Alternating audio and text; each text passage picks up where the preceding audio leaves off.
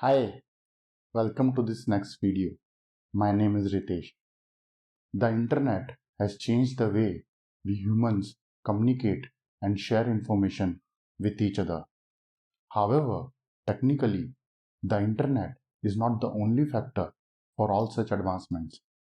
It just provides a network infrastructure for devices to get connected with each other. Today's digital services are made possible by innovations in web technologies. In this video, we will learn all about the web fundamentals. So without wasting any more of your time, let us get started. To begin with, let us understand domain names, domain name system, and DNS resolution. IP addresses serves the purpose of uniquely identifying a device on the network. However, it has two fundamental shortcomings by design. First, the IP address is made up of numerical digits, and we humans are not very well adapted to remembering random sequences of numbers like this. Second, if the server's location on the network is changed, meaning if the IP address of the server is changed, all the users that are connected to that server have to update the IP address. These problems were solved with the invention of domain name system, or DNS for short. The central entity in the domain name system is the DNS server. A DNS server acts as a phone book for the internet and has the responsibility of associating domain names with IP addresses. Domain names are short text-based labels that are associated with the IP address. By associating friendly text-based labels to numerical IP addresses, it becomes very easy and intuitive to remember the address of any website. Some examples of domain names are google.com, facebook.com, or netflix.com. Whenever someone wants to visit a website, they don't have to remember the IP address of the server. They simply type in the domain name of the website. The client, in this case the browser, will request the IP address associated with the domain name from the domain name server. The process of converting the domain name into numerical IP address is known as domain name resolution. Assigning domain names to IP address also solves the problem of transparently updating the location of the server on the network without affecting the users connected to it. Since a user only remembers the domain name, updating the server's IP address is as simple as updating the corresponding record in the domain name system. Next is HTML, hyperlinks, URLs, and websites. HTTP is the foundation for data communication on the World Wide Web. HTTP protocol is designed to allow seamless transfer of information between networked devices and runs on top of other layers in the TCP/IP network model. HTTP itself doesn't have any specification of how the data is represented. Information is made available over the internet in the form of web pages, formatted as hypertext documents and written in hypertext markup language, or HTML for short. HTML is very dynamic language and allows us to embed plain text, images, videos, or audio files in a web page. HTML document may include CSS files or JavaScript files. CSS files are used to specify the layout information, and JavaScript files are scripting languages which provides complex user interactions, animations, or form data validation. The complete request cycle would look like this.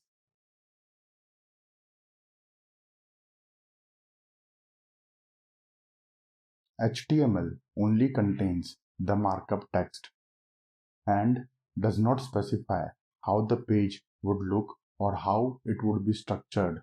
The visual and layout aspects of a web page is governed by the cascading style sheets. Without the CSS, the page would look dull. CSS files are bundled with HTML document, and one HTML document may include many CSS files. We include CSS files in the HTML document using the link tag. If a particular web page is looking blue or green or is styled in a 3-column layout, it's all because of the CSS. The web browser understands the HTML markup text and any other assets associated with it and render the page accordingly on the screen. The first initial versions of HTML, CSS, or JavaScript were released in the mid 1990s, and we have made great progress since then with several open source frameworks and libraries available today for building user interfaces and UI components. React.js, AngularJS, Vue.js, or jQuery are some of the examples of front-end web development frameworks. Next is URL. A resource is any information that can be accessed over the internet. HTML document, video files, audio files, PDF files, or anything JavaScript, CSS are all examples of resources.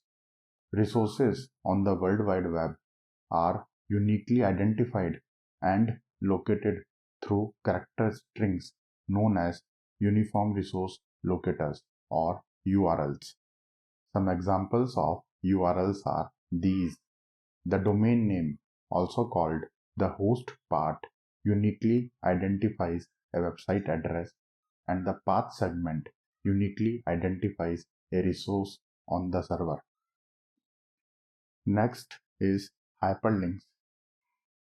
We can connect multiple web pages together with the help of a hyperlink. A hyperlink is a path from one web page to another.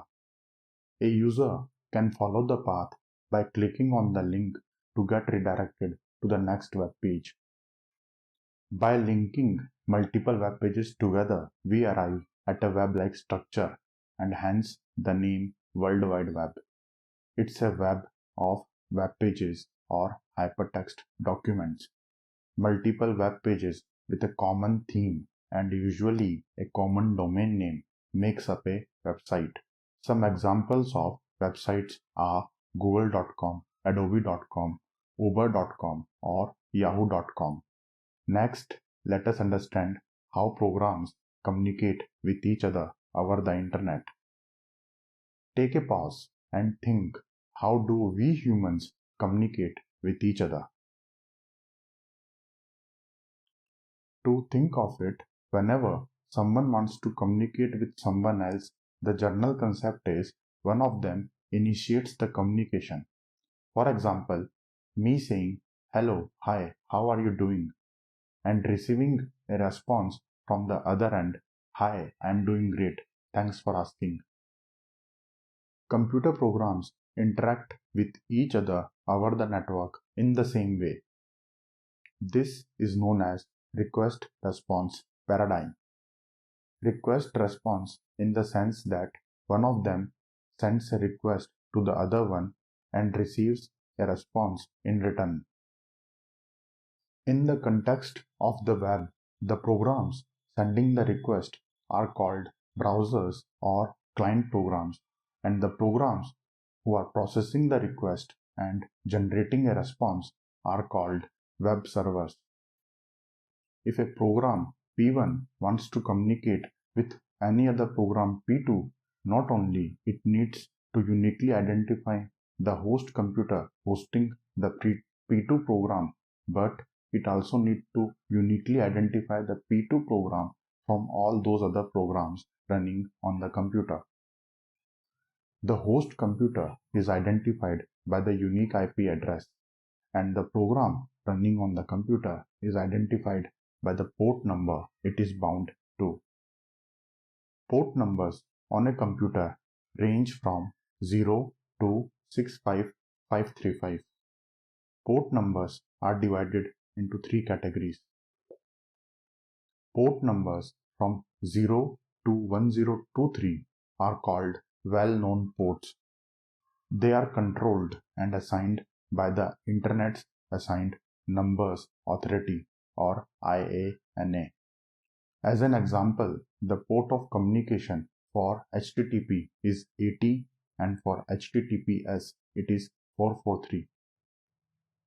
Here is a list of some well-defined ports and their applications.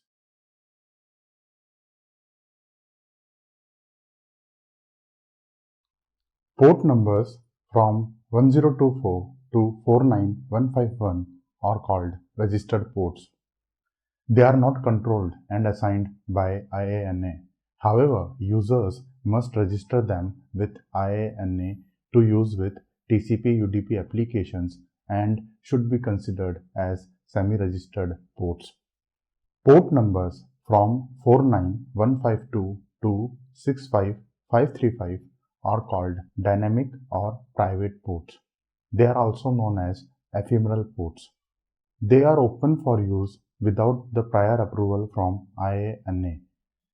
These ports are primarily used by client programs. They are used on a temporary basis for a short period of time. Coming back to program communication. Whenever a program wants to communicate with any other program, it opens a network socket. A socket is a logical software structure and serves as an endpoint for sending or receiving data across the network. A network socket is always identified by the socket address. A socket address is a triad of transport protocol, IP address, and port number. Here is an example of a socket address. The socket abstraction is provided by the operating system. The operating system acts as a bridge between application programs and the network hardware and implements the TCP/IP network model.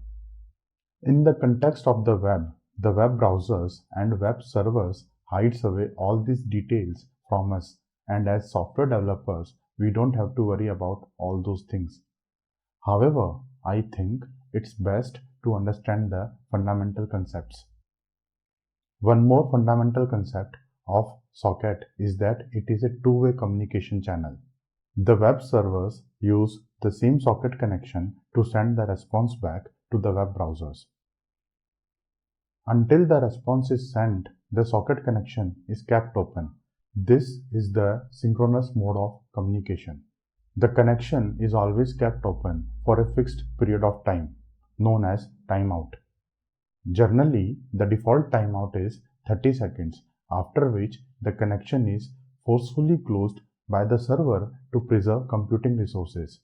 Now, you may be wondering, the web servers have fixed IP addresses, but our laptops, PC or mobile devices have dynamic IP address. So how come the response from web server reaches back to our device? Each data packet that is transmitted over the internet has both source and destination IP addresses and port details. By way of source addressing, the HTTP response travels back through the internet to the client's computer. The browser listens for incoming HTTP traffic on a particular port. These ports are the client ports, which I mentioned previously. If I use a simple command to check the open ports on my system, we can see that Google Chrome has multiple ports open. Modern web browsers allows us to open more than one tab simultaneously, and by way of port numbers, the correct web browser and the correct web tab is identified. Next, let us understand the TCP/IP network model. We have developed a standardized model of communication between computers over a network.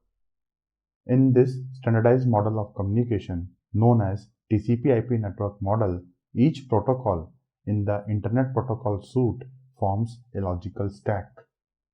In this model, each layer represents some physical or logical aspects of data transmission and subsequently adds an abstraction on top of the lower layer. While sending data, the data originates from the application layer. The data is then sent to the transport layer, which is responsible for breaking down data into smaller chunks and ensuring that data packets are transmitted error-free and in sequence.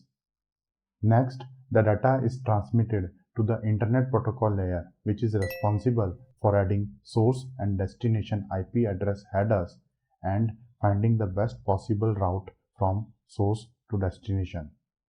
Finally, the data packets are sent to the network layer, which is responsible for physically transmitting the data from source to destination. On the receiving end, the reverse process takes place and individual data packets are combined together and the final data is handed over to the application layer. With that, we have come to the end of this video. In today's video, I talked about the fundamentals of the web. The web servers are generic components and are not involved in the request processing cycle. The HTTP request is processed by web applications. The story till now is how a HTTP request reaches a web server. In the next video, we will learn all about web applications. We will see how web application works. One request before I wrap up, if you have liked the video, click on that like button. It really helps the channel grow. Let us have a target of 1000 likes. As always, thank you and keep learning. I will see you in the next one. Bye.